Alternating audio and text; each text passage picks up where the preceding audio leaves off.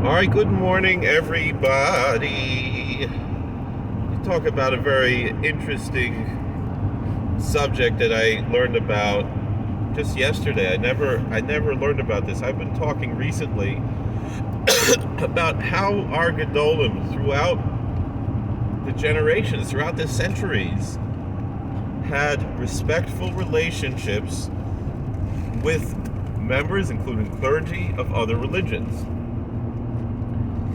And for the most part, most of the negative issues that we've had dealing with members of other religions were generally Jews who apostatized to these other religions and started to make problems for the Jewish communities. Like Pablo Cristiani, who made the disputation with Nachmanides, with the Ramban, was an apostate former Jew.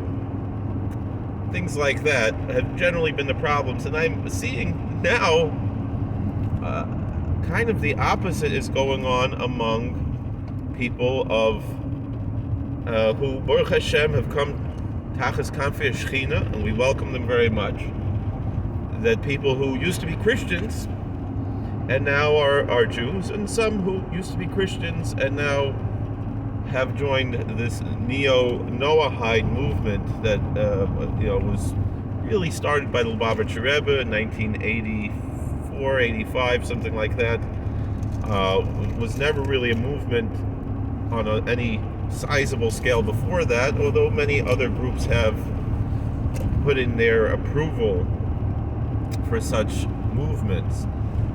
Nonetheless, I know some of my friends have issues with a group called Beinenu, but at least their stated goal, which I appreciate, is to have positive relationships with members of other religions. And a way to accomplish that is to avoid these blurring of the lines that we find with these other religions. Meaning, we find people who might be of Jewish extraction who claim to hold on to their Jewish identity but have adopted other religions, and also Christians who are what in Christianity would be called Judaizers, and really are not. Neither of these groups are really living up to the normal standards of these respective religions of Judaism and Christianity when they blur these lines.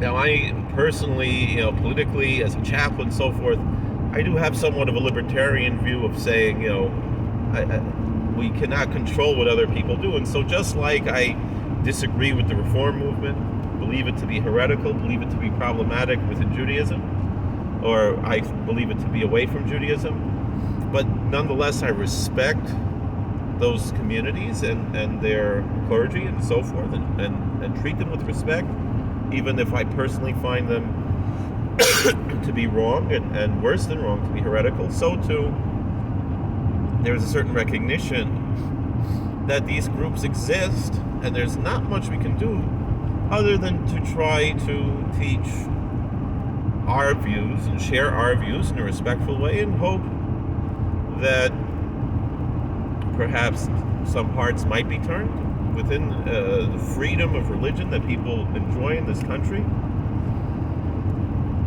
But I don't have many expectations. I just try my best. That's kind of my view.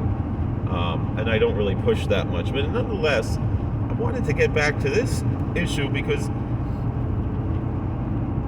of our respectful relations with those of other religions. Because, just like there are attacks, people tend to, when they leave a particular community, particularly if they have some issues with that community, which might be personal issues that really have nothing to do with the religion itself, as much as some experiences that they had in that community.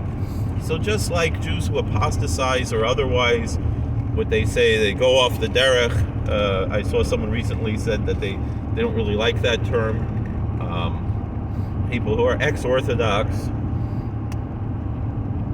and quite often they have some feelings about the community, that they want to attack the community because of their own personal issues as opposed to any theological issues. Although some of them do have theological issues, there's as many different experiences as there are people. There's a tremendous diversity, within the world in general of how people experience these things. And so too, a lot of people who are formerly Christians and who have either converted to Judaism or adopted the beliefs, the theology and the ideology of Judaism without formally converting, the Noahide movement. A lot of these people will have very strong animosity against Christians and against Christianity, which it makes a chilul Hashem, the way I would say it. It desecrates God's name.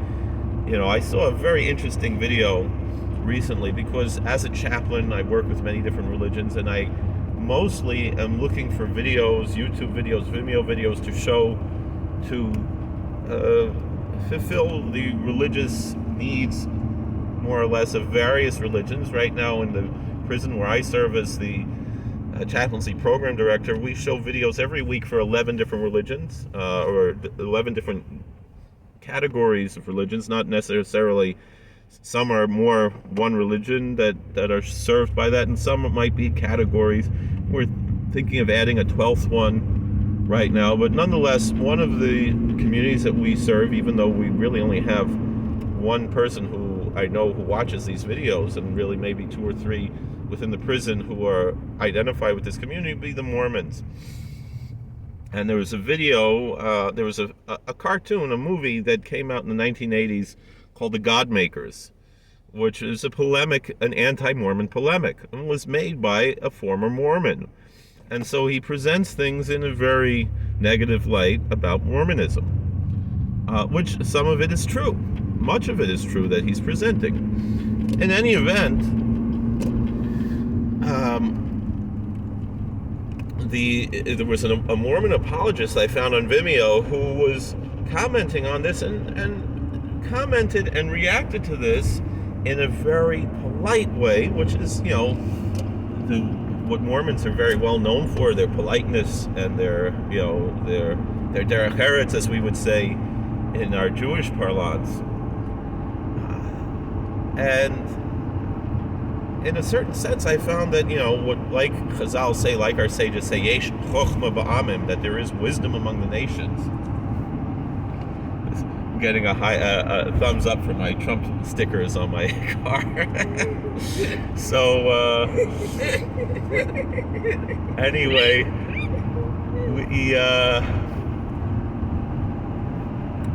the recording, I was very impressed by that derech eretz, that this person was stating emphatically why they disagree with, and the problems with this polemic, this anti-Mormon polemic, but did so in a respectful way. And I think we, in the Torah community, like I said, yesh Torah ba'amim al tamim. We do not believe that there is Torah among the nations, but yesh chochma ba'amim tamim. But if someone says there is wisdom among the nations, we do believe that. And excuse me. And so too, we can learn al derech musar, as I would say, in a way of ethics, that this is a proper way to deal with those that we disagree with theologically, that we can be emphatic in our beliefs without being disrespectful. And quite often it's the people who come from these communities that have an axe to grind with them that will often have the most to be fighting and sometimes cross the line of being disrespectful against them. Now, I myself, I come from a home where, and I think as a youth, when I first came into Torah Judaism, I'll admit, I was very disrespectful, and I was on fire with these things, and I've learned to find a balanced approach. Not to say that I agree, not that there is any truth in these other religions, there isn't. Because even if something is 99% true and 1% false, like the Kotzker said, it's still 100% false. And so even if we would go by what a certain very famous Catholic bishop, Fulton would often teach, that he believed that these other religions would have, certain pieces of the pie of truth. Well, even, like I said, even if someone has 99% of the pie of truth, from our viewpoint within our community, that 1% false is 100% false. Nonetheless, we still have to conduct ourselves in a respectful manner, because that is what we were taught by our Gedolim, by our great rabbis throughout the generations. And I gave the examples of how the Chassam Sofer himself, the epitome of the archetype of Haredi Judaism, when he would visit the bishop in Preshburg, in Bratislava, it's now called Bratislava, he would wear his B'nai Shabbos. He would put on a shtreimel, and I'm assuming he probably wore some type of a bekisha all week. He probably wore a kol, most of the pictures he had some kind of shtreimel or kolpik or something on. That was his dress, but he wore whatever was his B'nai Shabbos, whatever was his Sabbath garb. He wore that to show his respect for the bishop whenever he had to meet with him.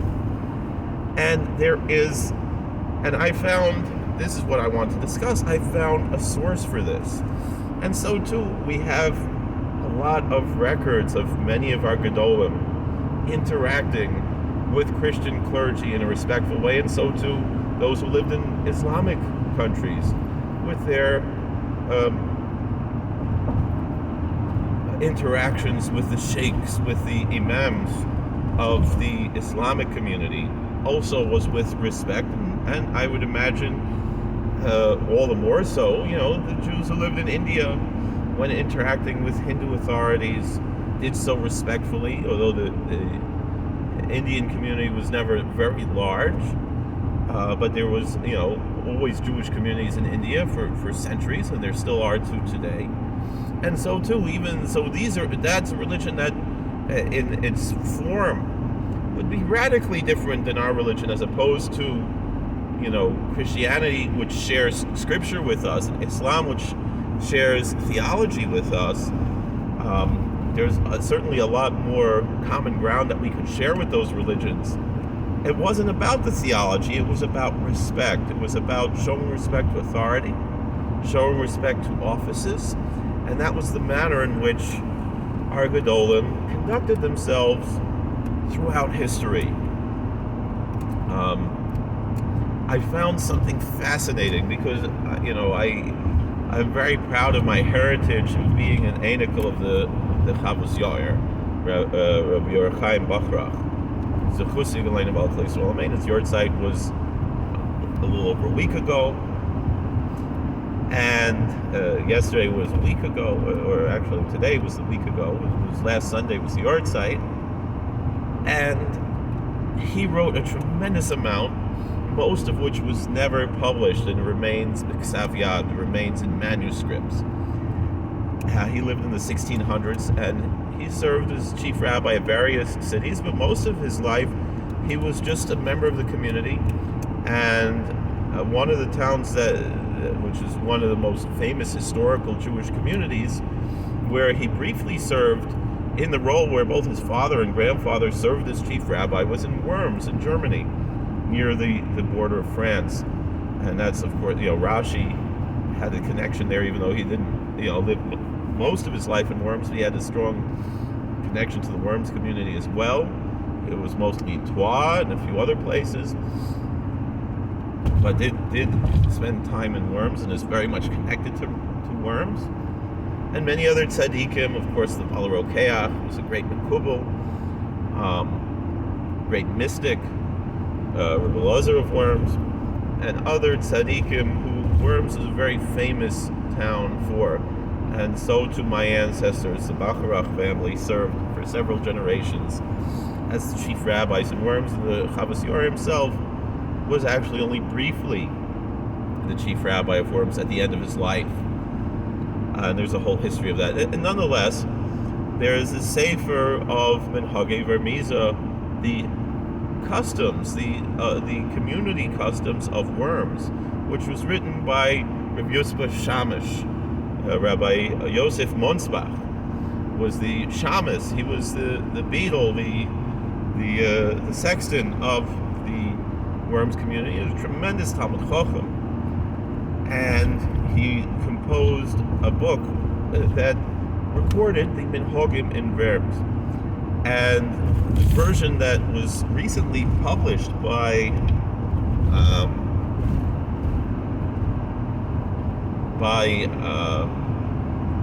the Machon Yerushalayim, which is doing an effort to publish a lot of the Sforim to bring out the Masoros of Ashkenaz, includes, that came from manuscript, some notes that were written on the bottom of the Sefer, most of which were by my holy ancestor, the Chavos Yair, and a lot of which makes reference to his Sefer, Mekor Chaim, which also was not published until the 1980s. It was published by Machon Yerushalayim. In any event, there is something that I wanted to bring out about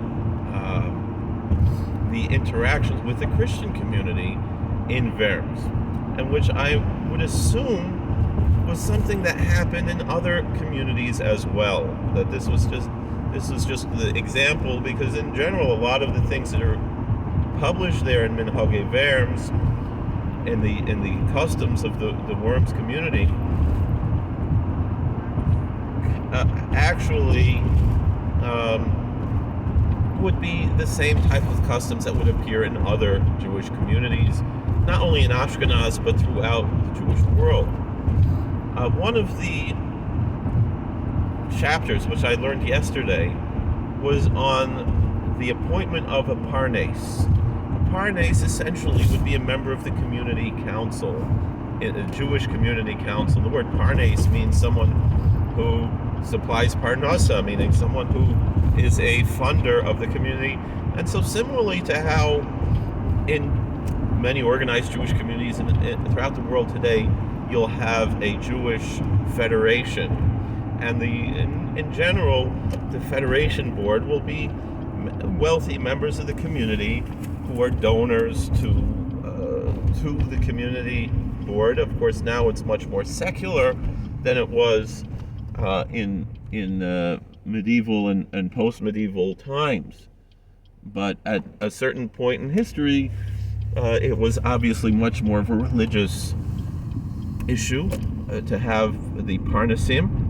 And still to today, if you look in more traditional Jewish communities, Hasidic shuls, they'll have, someone who donated something, to support, the building, the electricity, the utilities for the month. Will have a title of Parnes HaChodesh, but not have as much of the pomp and circumstance that it had in earlier times. Historically, and even a friend of mine recently became the assistant rabbi in one of the oldest synagogues in America, Mikveh Israel in Philadelphia. And I was discussing with him certain community needs in the Philadelphia area that I was familiar with, and I was trying to accomplish, and I felt that he would be the right candidate to fulfill this position, a very small position. And he said he spoke to the senior rabbi, but he still had to speak to the parnes, and he said that's what they call the president of the shul in this very traditional Spanish and Portuguese Sephardic synagogue. In our communities, the president of the synagogue would be called the Rosh HaKahol, the head of the community, the president. But in both, and many, in most of the American synagogues, they simply just call him the president of the synagogue. In any event, so we still have this tradition that continues to have this title of Parnes. One thing that we do not have in America that did exist, certainly in Germany and maybe in other countries as well, was that there was first of all, there was a committee of Parnasim, and they were elected democratically. They were elected by majority vote, who would be a Parnes, who would be a member of this council, and every month someone else would be the Parnes HaChodesh, would be essentially the president for that month of this board, and it would go around from one month to the next which members of this council, of this community council, would be the leader for the month. But then, and there was a whole discussion of how that was done in the Jewish community in Worms. But then what they described there was, how does someone become a member of this council? How is one appointed? And what approval process is needed in order to become a parnes, to become one of, not only the parnes, the leader of the community, even whether it's for the month or for the year or so forth, but also to be the parnes, to be a member of the board. One had to go through a certain process in order to be approved as a member of the board. And the process, to me, was quite fascinating. I never imagined such a thing. In order to be approved to be a parnes, to be a member of the Jewish Community Council in Worms, and I would imagine it was the same in other communities throughout Europe, both Ashkenazic and perhaps Sephardic communities as well, was that you had to be approved by what it said in Hebrew, the hegmon. Now, hegmon obviously is a Latin word. We know the word hegemony. And in the Talmud, this word hegmon usually means like a Roman officer. Now, in Germany, what did this term mean? So the commentator there, the modern commentator on this book, said originally it would be a king or a nobleman, someone with secular authority. Well, eventually the king turned it over to the bishop or the cardinal of the town, or whoever was the leading religious authority of the Christian, that time the Catholic Church, in the community. I mean, that was around the time of the Reformation, but I don't think it at that time reached already. And nonetheless, even if it did, whoever was the religious authority, the Lutheran Church is also very much a church that has a hierarchy, and so they maintained a lot of the old Catholic hierarchical standards. But in any event, certainly when the Catholic Church was the authority in Germany at the time, the bishop or the cardinal would be the one who had to approve whether or not a Jewish person would be appointed a member of the Jewish Community Council. And there's no record there of any compulsion to convert to Christianity. It was a mutual respect that these two communities had for each other, even though obviously the power was held by the Christian community